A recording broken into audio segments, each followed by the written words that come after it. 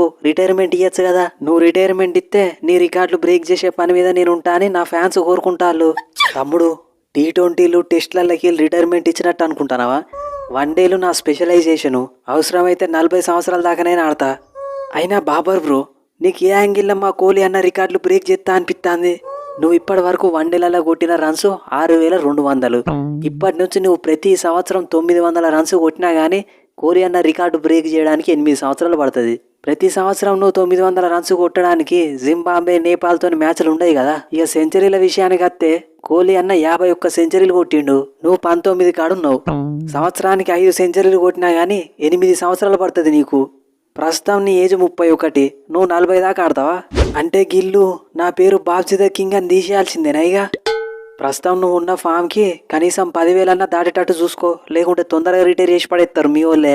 తమ్ముళ్ళు, ఒక వరల్డ్ కప్పులనేమో 5